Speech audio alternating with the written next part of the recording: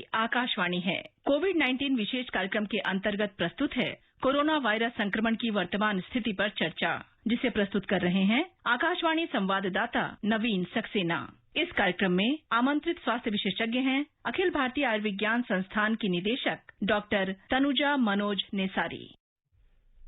नमस्कार।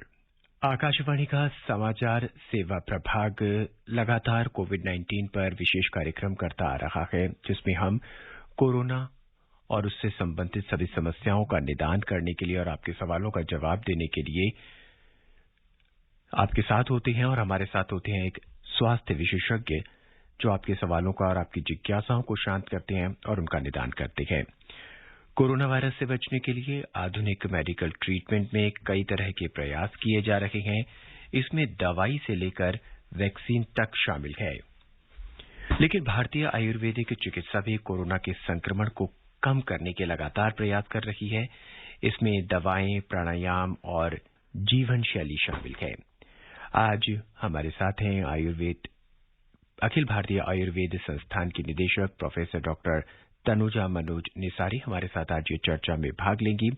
अगर आप इस कार्यक्रम का हिस्सा बनना चाहते हैं तो आप फोन कर सकते हैं। टोल फ्री नंबर है 1800-115767 पर। इसके अलावा अगर आप लैंडलाइन से फोन कर रहे हैं, लैंडलाइन पर फोन करना चाहते हैं तो आप फोन कर सकते हैं 23314444 पर। दिल्ली से बाहर के श्रोता हैं तो 011 लगाना ना भूलें।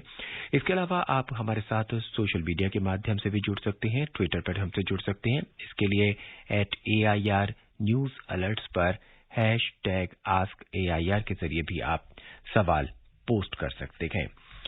कार्यक्रम के शुरू में हम सबसे पहले आपको जानकारी दे दें कि इस समय देश में कोरोना की स्थिति क्या है। केंद्र सरकार ने कहा है कि देश में पिछले 15 दिन से जो है वो उपचाराधीन जो मरीज हैं उनकी संख्या में लगातार कमी आ रही है और कोविड से जो स्वस्थ होने की दर है वो बढ़ गई है।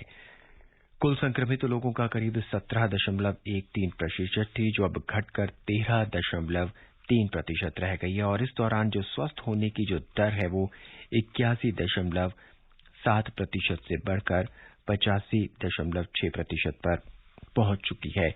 और ये दर जो है लगातार स्वस्थ होने की दर बढ़ती जा रही है। हालांकि कई सिटीज में, कई शहरों में कोरोना का जो संक्रमण है वो काफी कम हुआ है, लेकिन फिर भी स्थिति जो है अभी चिंताजनक बनी हुई है। और बहुत सी बेसिक चीजें हैं जिसका हमें ख्याल रखना है और कोरोना को हमसे अपने आप को दूर रखना है। वो है कि हमें लगातार हाथ धोते रहना है, चेहरे पर मास्क लगाना है, सोशल डिस्टेंसिंग का पालन करना है, ताकि हम कोरोना जैसी महामारी को अपने भीतर बिल्कुल भी प्रवेश न करने दें। इसके साथ साथ आयुर्वेद भी जो है वो लगातार अपना काम कर रहा है, लोगों को अपने साथ जोड़ रहा है, ताकि वो कोरोना और उसके बाद से होने वाली बीमारियों को जो है वो अपने आप से बचा जा सके। जैसा कि कार्यक्रम के शुरू में हमने कहा, हमारे साथ आज जुड़ी हुई हैं अखिल भारतीय आयुर्वेद संस्थान की निदेशक professor doctor Tanuja Manoj Nesari. Doctor Tanuja, कार्यक्रम में आपका स्वागत है। हेलो। हाँ डॉक्टर तनुजा, कार्यक्रम में आपका स्वागत है। नमस्कार। डॉक्टर तनुजा, कोरोना वायरस के संक्रमण से लड़ने के लिए सरकार की तरफ से जहां नागरिकों को देश भर में वैक्सीन लगाई जा रही है, वहीं एक आयुर्वेदिक दवा भी है जो सामने आई है और कोरोना के उपचार में बहुत कारगर साबित हो रही है। और आयुष मंत्रालय की तरफ से भी कहा गया है कि हल्के और मध्यम स्तर के कोरोना के जो उपचार हैं उसमें इस दवा का उपयोग किया जा सकता है और उस दवा का नाम है आयुष 64। आज आपके माध्यम से हम जानना चाहेंगे विस्तार से इस दवा के बारे में, कैसे दी जा सकती है, कब दी जा सकती है और इसका क्या प्रभाव है। डॉक्टर तनुजा जी, आयुष 64 ये आयुष मिनिस्ट्री के अंतर्गत जो central council of Indian research है, इन्होंने संशोधन के द्वारा विकसित की है और पिछले 1 साल से लगातार 120 जगह पे सभी जगह जिसमें नेशनल इंस्टीट्यूट है उसका संशोधन हुआ है। और इसमें इसका कोरोना के जो माइल्ड टू मॉडरेट सिम्टम्स है, जिसमें बुखार आना, बॉडी एक, अंग बंद होना, बदन में दर्द होना, भूख ना लगना, ये सभी में इसका इफेक्ट है। और ये आगे सबसे इम्पोर्टेंट इसका जो शास्त्रीय निष्कर्ष है संशोधन की, कि ये आगे जो माइल्ड टू मॉडरेट होना, सिविरिटी को कम करता है। जो ये लेते हैं तो बुखार तो कम होता है, लेकिन सिविरिटी भी इसकी कम होती है। इसीलिए अभी मिनिस्ट्री ने एक आयुष 64 मिशन लॉन्च किया है कि जो माइल्ड में जो एड ऑन इफेक्ट है, मतलब ऑलरेडी जो ट्रीटमेंट चल रही है उसके साथ भी इसको जोड़ दिया तो जल्द ही लक्षणों में कमी होती है और सिविरिटी कम होती है। इसीलिए सभी 84 जगह पे इसका एक अभियान शुरू किया है। जी डॉक्टर, कुछ व्यक्तियों में देखा गया है कि वो आयुष 64 को इम्यूनिटी बूस्टर के टाइप में ले रखे हैं और उन्होंने इस दवा को स्टोर करना शुरू कर दिया। ये कहाँ तक सही है? नहीं, ये इम्यून बूस्टर नहीं, इसमें 4 कड़वी चीजें हैं जिसमें कुटकी, फिर चिरायता और पिक्रोराइजा किरो जिसका कहते हैं, और सप्तोबर्ना अल्स्टोनिया स्कॉलरिस और लता करंस, ऐसी कड़वी चीजें हैं जो एंटीवायरल है, इन्फ्लेमेशन को कम करती है। और ये इम्यून बूस्टर नहीं है, इम्यूनो मॉड्यूलेटर नहीं है, ये ट्रीटमेंट में काम आती है, प्रिवेंशन से भी ज्यादा ट्रीटमेंट में काम आती है। तो ऐसा स्टोर करने की जरूरत नहीं। जिनको बुखार जैसे लक्षण है, बॉडी एक है, इनके लिए ये ज्यादा कारगर है। जी डॉक्टर तनुजा, ये किस तरह से हमें लेनी होती है? आयुष 64 कब लेनी होती है और कब हम इसे बंद कर सकते हैं इस दवा को? जी ये बहुत अच्छा सवाल है, क्योंकि जो संशोधन में ये पाया गया है कि जो 500 मिलीग्राम की जो गोली, 250 मिलीग्राम या 500 मिलीग्राम की गोली, जिनको माइल्ड लक्षण है, जो पॉजिटिव है और सिम्टोमेटिक है, या जिनके माइल्ड लक्षण है, उनको सुबह और शाम ऐसे 500 मिलीग्राम टू 1 ग्राम तक सुबह शाम ले सकते हैं। जिनको बुखार है, बॉडी एक है, थोड़े और लक्षण है, वो 2 गोली 3 बार उनको लेने चाहिए। और ये लगातार जब पॉजिटिव है और लक्षण है, लक्षण कम भी हुए, तो अगर 20 दिन लेंगे तो ये कंप्लीट रिकवरी हो जाती है, ऐसे निष्कर्ष में पाया गया है। जी डॉक्टर तनुजा, क्या आयुष 64 दवाई को हम पैरासिटामोल या अन्य किसी एलोपैथिक दवाई के साथ ले सकते हैं? यस, उसको ले सकते हैं। इसका ड्रग इंटरैक्शन स्टडी हुआ, इसमें ये पाया गया है कि इससे इंटरैक्शन नहीं होती और ये सेफ है। लेकिन बस मैं इतना जरूर कहूंगी कि जो कोई एलोपैथी और आयुर्वेद की दवा लेते हैं तो कम से कम आधे घंटे की गैप होनी चाहिए, जिससे इंटरैक्शन नहीं होती है, कम होती है। ये बहुत इम्पोर्टेंट है। अगर आप आयुर्वेद और एलोपैथ की दवाई ले रही हैं तो आधे घंटे का गैप जरूर होना चाहिए। जी जी डॉक्टर, आयुष 64 लेते हैं अगर कोई व्यक्ति या कोई मरीज लेता है तो उसे अपने किसी खाने पीने का बदलाव करना होगा, या ये दवाई गर्म गुनगुने पानी के साथ लेनी होगी, या दूध के साथ या चाय के साथ लेनी होगी? ये गुनगुने पानी के साथ ले तो इसका रिजल्ट ज्यादा अच्छा आता है। खान पान में बदलाव, जो कोरोना का जो लक्षण है कि जिसमें भारी खाने से बचना चाहिए, दही, छाछ, ठंडी चीजें खानों से बचने चाहिए, ये सभी करना चाहिए। इसके लिए कोई खास अलग बदलाव करे ऐसी जरूरत नहीं, लेकिन हल्का और सुपाच्य खाना कोरोना के हर मरीज को करना चाहिए, जिससे लक्षणों में बढ़ोतरी नहीं होती है। डॉक्टर, ये बात तो हुई आयुष 64 की। अब हम बात करते हैं पोस्ट कोविड मैनेजमेंट की। अक्सर देखा गया है कि कोविड से जो ठीक हुए व्यक्ति हैं घर वापस आ जाते हैं, लेकिन उनमें कमजोरी रहती है, वीकनेस रहती है, सिर दर्द रहता है और बहुत सी ऐसी और अन्य परेशानियां होती हैं। इसमें आयुर्वेद की दवाएं कहाँ तक कारगर हैं? ये आयुर्वेद की दवाई इसमें बहुत कारगर है, जिसमें मुख्यतः थकान होती है, क्योंकि ये इम्यूनिटी कॉम्प्रोमाइज होती है, इम्यूनिटी कम होती है।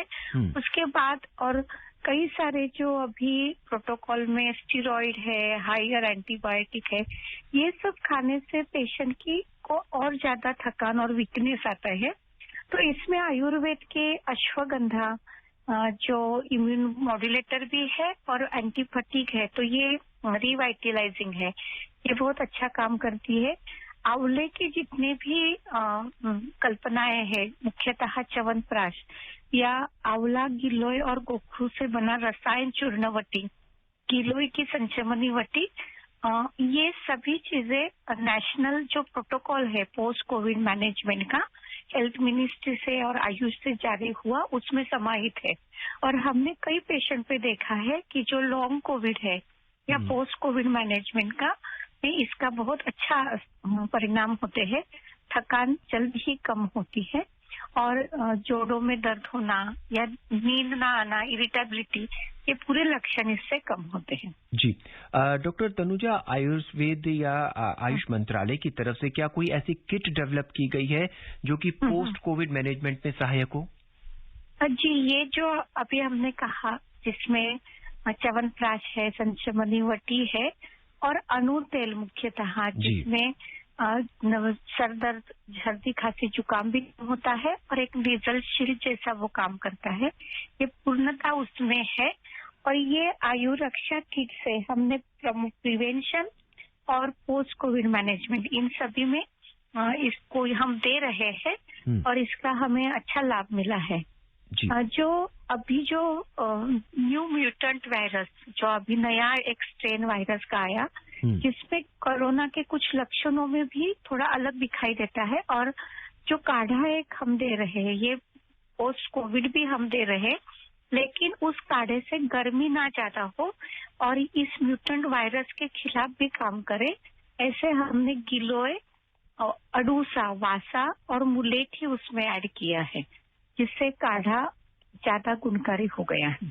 जी डॉक्टर, इस काढ़े का कुछ खास नाम है जो हमें अवेलेबल हो सकता है मार्केट में? जी, आयुष काढ़ा जी और आयुष प्लस ऐसी नाम से है, जिसमें जो काढ़े की मुख्य जो घटक है, जिसमें दालचीनी, सौंठ, काली मिर्च, तुलसी और मुनक्का, ये तो है ही, लेकिन उसमें अगर जिनके पास आयुष काढ़ा है तो आप उसमें मुलेठी डाल सकते हैं, आंवला भी डाल सकते हैं और अडूसा भी डाल सकते हैं। जी डॉक्टर तनुजा, जब भी किसी व्यक्ति को कोरोना होता है वो थोड़ी इंटरनेट पे जाके रिसर्च करता है, आयुर्वेद के बारे में पढ़ता है, एलोपैथ के बारे में पढ़ता है, तो वहाँ पे उसे एक अणु तेल, अभी आपने भी बात की अणु तेल के बारे में वो जानना चाहता है। क्या आप हमें बता सकते हैं ये किस तरह से सहायक होगा हमारे लिए कि ताकि कोरोना को रोका जा सके?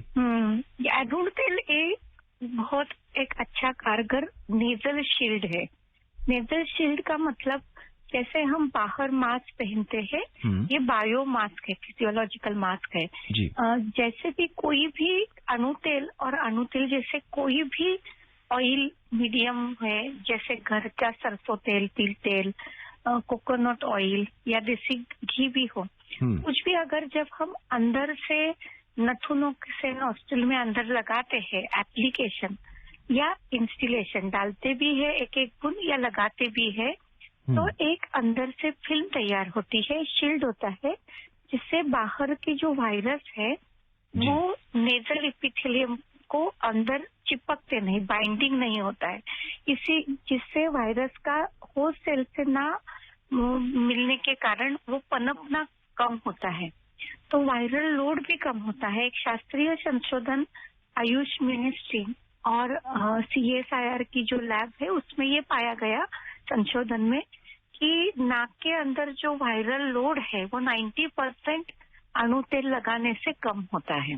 जी, इसीलिए इसको लगाना बहुत जरूरी है।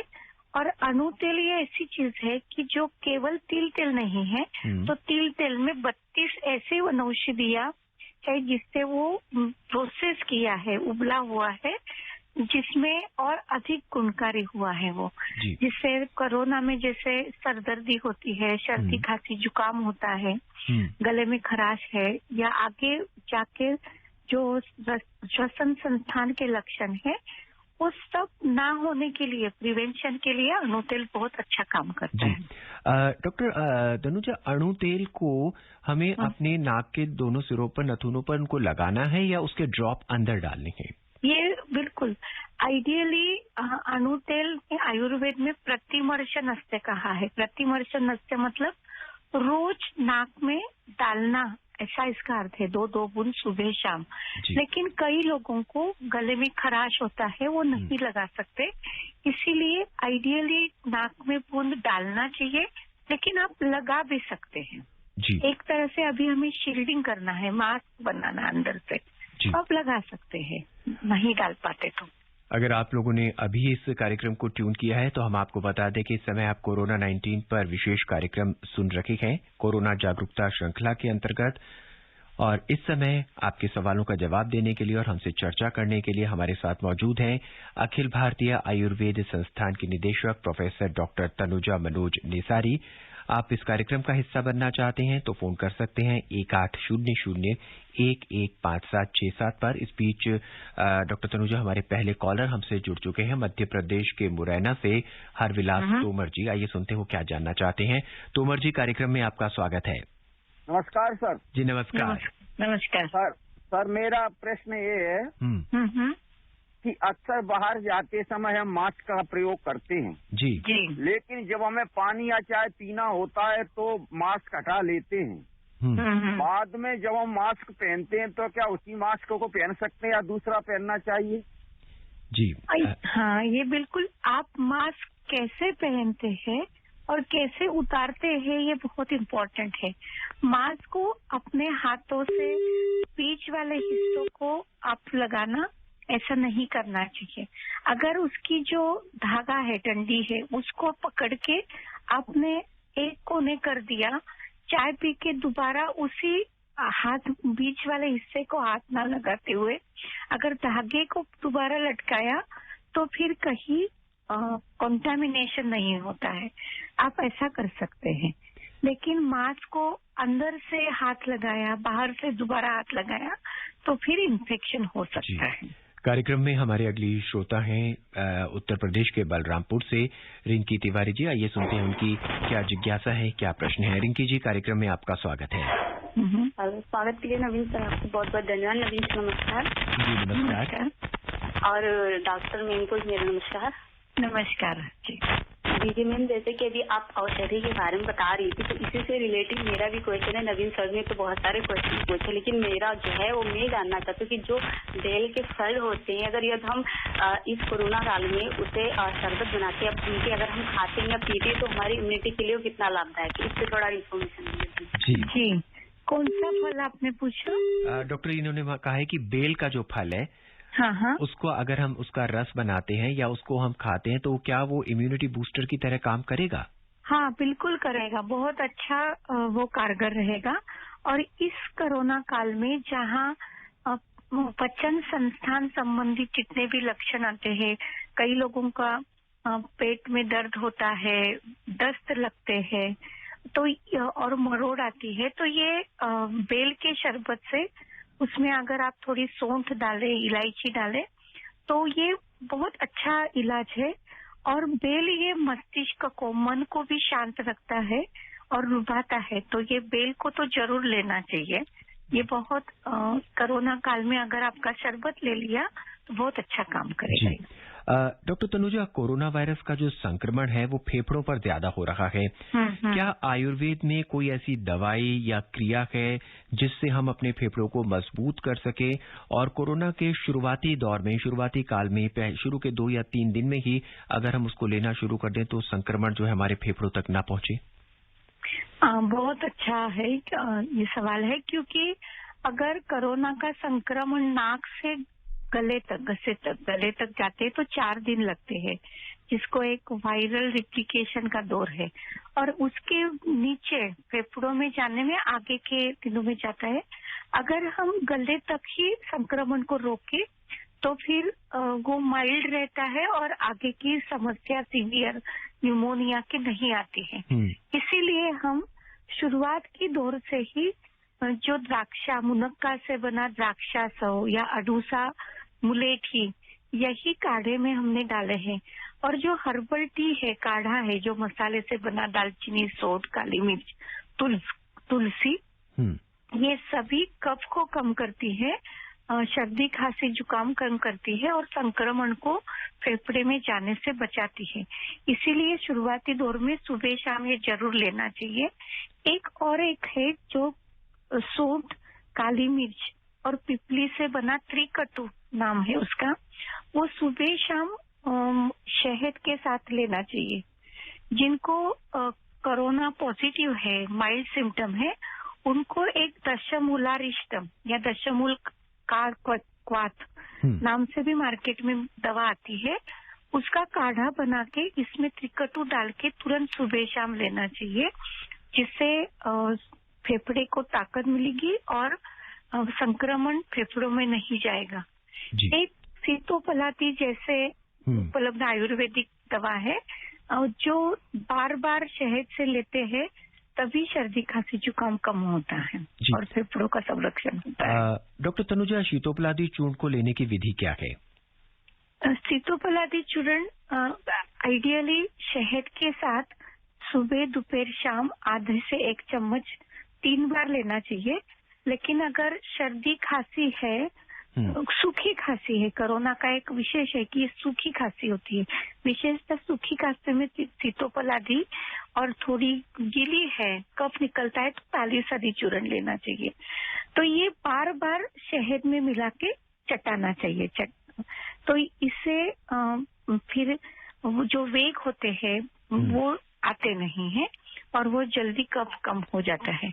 मैं जरूर ये भी कहूंगी कि प्राणायाम अगर करते हैं, जो कपालभाति छोड़ के दीर्घ श्वसन, अनुलोम विलोम ये भी करते हैं तो उससे भी लंग कैपेसिटी बढ़ती है। जी डॉक्टर तनुजा, हम इस पे अपनी चर्चा आगे जारी रखेंगे। इस बीच बेंगलोर से श्रीकांत हमसे जुड़ चुके हैं। श्रीकांत जी, स्वागत है कार्यक्रम में। नमस्कार जी, बहुत बहुत धन्यवाद। और डॉक्टर साहब आपको बहुत धन्यवाद, आपका मैं कई दिनों से इंतजार कर रहा था। बात ऐसी है कि मुझे नाक में एलर्जी रहती है और स्प्रे लेते हुए 8 महीने हो गए, लेकिन डॉक्टर बोलता है बंद नहीं कर सकते। तो क्या आपका अणु तेल अगर हम रोज नाक में लगाएं तो वो क्या हमें एलर्जी से बचाएगा? दूसरा सवाल ये, आपने ये कहा कि एलोपैथी और होम्योपैथी में, आयुर्वेद में आधे घंटे का अंतर है, तो डॉक्टर साहब पहले कौन सा लेना है? और तीसरा सवाल, ये अणु तेल कहाँ मिलेगा? नमस्कार, जय हिंद। जी नमस्कार, बहुत अच्छा सवाल है। एक तो अगर एलर्जी है तो वो किस चीज से है? एलर्जिक ब्रोंकाइटिस है तो सबसे पहले आप अपने डॉक्टर की सलाह लेना बहुत जरूरी है, वैद्यकीय सलाह से लेना चाहिए। लेकिन एलर्जी कम करने के लिए अणु तेल है, ऐसे कई सारे औषधि तेल है, जैसे षडबिंदु तेल है, व्याघ्री तेल है, वो वैद्य के सलाह पर एक बार दिखा के बात करके लेने सकते हैं। अणु तेल आप सुबह शाम जरूर डाल सकते हैं, लेकिन अणु तेल डालने से पहले आप अगर स्टीम इनहेल करें जिसमें पुदीना अजवायन है तो वो उससे अंदर के साइनस पूरे खुले हो जाएंगे और उसके बाद अगर तेल डालते हैं तो वो जल्दी असर करेगा। उसके साथ साथ आप अगर गरारे करें हल्दी नमक के तो भी और अच्छा आपको असर मिलेगा। और जो आप एलर्जी की बात कर रहे हैं उसमें हल्दी से बने ग्रैन्यूल्स, हरिद्रा खंड आते हैं और सीतोपलादी चूर्ण, उसको मिला के आप कंटिन्यूअसली 2-3 बार ले तो हल्दी एक ऐसी चीज है वो विशेषतः जो रेस्पिरेटरी एलर्जी है उसको कम करती है। जी, हमारे अगले श्रोता हैं छत्तीसगढ़ से आयुष, आइए सुनते हैं उनका क्या सवाल है। जी आयुष जी, कार्यक्रम में आपका स्वागत है, क्या जानना चाहते हैं? जी, मैं जानना चाहता हूँ जो स्पुतनिक लाइट जो वैक्सीन है वो 1 डोज वाला है तो उसमें कितना % हमें सुरक्षा मिलेगा? और जो जिसको कोरोना हो जाता है क्या उसको 42 से 56 दिन तक हार्ट अटैक आने की खतरा क्यों बने रहता है? जी डॉक्टर जी, ये आपने कोरोना की सबसे पहले तो मैं ये आपको बताना चाहूंगी कि कोरोना की जो जितनी भी मौतें हुई है या सिविरिटी हुई है वो सबसे ज्यादा डर के कारण हुई है। भय, डरना, इससे भी ज्यादा खतरा ज्यादा है, क्योंकि अगर हम इम्यूनिटी अच्छी रखें, सही समय पे दवा लें तो 95% से ज्यादा लोग ठीक हो रहे हैं। तो ये सबसे मैं हर किसी को कहना चाहूंगी, समय समय पे अच्छा खान पान करें, नींद अच्छी लें, सप्लीमेंट्री जो अब जितने भी हमने प्रतिबंधात्मक उपचार करे ये करें तो कोरोना से हम बच सकते हैं। और जो वैक्सीन लें, क्योंकि एक बहुत MPVT ऐसे अगर MVT हमें करे तो मतलब मास्क पहने, हम मतलब पूरा जल्दी ट्रीटमेंट ले, उसका टेस्ट करें और टेस्ट का ट्रेसिंग करें और वैक्सीनेशन ले, तो ये MTV से ये एक बहुत अच्छा कारगर उपाय है कि हम सब बच सकते हैं। आपने जो स्पुतनिक वैक्सीन का कहा, तो उसकी जो रिपोर्ट कहते हैं कि वो 95% उसकी एफिशिएंसी है। हाँ, यस जी। और अभी आपने आगे का और सवाल क्या उनका था कि वैक्सीन से जी, इनका यही 2 सवाल थे डॉक्टर। इस बीच हम अपने अगले श्रोता को लेते हैं। सिलीगुड़ी से डोलन है, वो हमसे जुड़ गए हैं। कार्यक्रम में आपका स्वागत है। हेलो जी। नमस्कार जी, क्या जानना चाहते हैं आप? जी, मैं डॉक्टर से ये पूछना चाहती हूँ कि मेरी मम्मी को एज्मा है, तो वो एक नेजल स्प्रे लेती हैं, एलोपैथिक नेजल स्प्रे, लेकिन साथ में जस्ती मधु भी खाती हैं। तो जस्ती मधु खाने से क्या क्या मतलब फायदे होते हैं इनके? और सर मैं आपसे एक और बात करना चाहती हूँ कि मैं सिलीगुड़ी से सुनती हूँ, तो संडे और सैटरडे को अभी कुछ अखिल भारतीय म्यूजिक का प्रोग्राम होता है, वो मतलब आपका ये प्रोग्राम? जी, कहिए। डॉक्टर साहब अल्जाइमर के हैं पेशेंट और ये कुछ दवाइयां लेती हैं, तो ये जानना चाहती हैं कि आयुर्वेद में ऐसा क्या है जो इनसे निजात दिला सकता है इनको इससे? जी, ये अस्थमा में कई सारी कारगर दवाइयां हैं, लेकिन जो ये उन्होंने जो सवाल पूछा कि वो नेजल स्प्रे लेती है, यष्टि मधु मतलब मुलेठी, ग्लिसराइजा ग्लैब्रा, वो एंटी एलर्जिक भी है और अस्थमा में भी काम करती है, लेकिन वो केवल मुलेठी से अस्थमा कम होता है ऐसे नहीं, लेकिन वो अस्थमा कम करने के लिए मदद करती है। बाकी अन्य जो दवाइयां है उसके साथ साथ अगर वो लेगी तो उसको डॉक्टर की सलाह जरूर लेनी चाहिए उनके, लेकिन वो काम करेगी। मुलेठी का एक हमें थोड़ा सा सावधानी बरतनी होगी कि जिनको ब्लड प्रेशर बढ़ा है और जिनको डायबिटीज है उनको थोड़ी सावधानी से उसको लेना चाहिए। जी डॉक्टर, बहुत संक्षेप में हम आपसे जानना चाहेंगे क्योंकि वक्त हमारे पास अब बहुत कम है। तीसरी लहर में बच्चों पे बहुत आशंका जताई जा रही है कि वो संक्रमित हो सकते हैं, ऐसे में उनकी इम्यूनिटी हम कैसे बढ़ा सकते हैं? बहुत संक्षेप में डॉक्टर। जी, बच्चों के लिए एक तो खान पान उनका अच्छा होना चाहिए, उस पर जरूर ध्यान दे, समय पे दे, कुछ ड्राई फ्रूट उनको दे, इम्यूनिटी बढ़ाना चाहिए अभी से। लेकिन बच्चों के लिए च्यवनप्राश, बलारिष्ट, अश्वगंधा, ये चीजें अगर उनको दे तो उनकी इम्यूनिटी अभी से बढ़ सकती है। सबसे इम्पोर्टेंट जैसे कि काली मुनक्का है वो उनको दे तो उनकी रेस्पिरेटरी लंग की कैपेसिटी बढ़ सकती है। द्राक्षासव, अरविंदासव, सीतोफलादी, च्यवनप्राश, ये सभी बच्चों की लंग कैपेसिटी बढ़ने के लिए और रेस्पिरेशन में मदद करती है अगर जिनको सर्दी खांसी जुकाम है। जी, लेकिन इम्यूनिटी के लिए च्यवनप्राश जरूर ले लेना। तो यानी अगर तीसरी वेव से हमें अपने बच्चों को संक्रमित होने से बचाना है तो इन आयुर्वेदिक दवाओं का, खासकर विशेष रूप से जो आपने डिस्कस किया, बात कर रहे हैं, च्यवनप्राश अभी से देना शुरू कर देना चाहिए। बिल्कुल। और डॉक्टर, कितना चम्मच च्यवनप्राश हमें देना चाहिए बच्चों को? जी, 1 चम्मच सुबह अगर जैसे नाश्ते से पहले अगर दे तो वो इम्यूनिटी के लिए अच्छा है। मैं अभी से एक खास जरूर कहूंगी, जो सीतोफलादी चूर्ण है जी, वो भी अगर सुबह शाम ले तो भी रेस्पिरेशन का जो एक लंग कैपेसिटी और इम्यूनिटी अच्छी आ जाती है। इसीलिए वो भी अभी से देना शुरू करेंगे तो आगे तकलीफ नहीं होगी। डॉक्टर तनुजा, हमसे जुड़ने के लिए और सवालों का जवाब देने के लिए आपका बहुत बहुत धन्यवाद। धन्यवाद। आज के इस कार्यक्रम में बस इतना ही। नमस्कार। कोविड-19 विशेष कार्यक्रम के अंतर्गत अभी आप सुन रहे थे कोरोना वायरस संक्रमण की वर्तमान स्थिति पर चर्चा, जिसे प्रस्तुत कर रहे थे आकाशवाणी संवाददाता नवीन सक्सेना। इस कार्यक्रम में आमंत्रित स्वास्थ्य विशेषज्ञ थीं अखिल भारतीय आयुर्विज्ञान संस्थान की निदेशक डॉक्टर तनुजा मनोज निसारी। ये कार्यक्रम आकाशवाणी के समाचार सेवा प्रभाग द्वारा प्रस्तुत किया गया।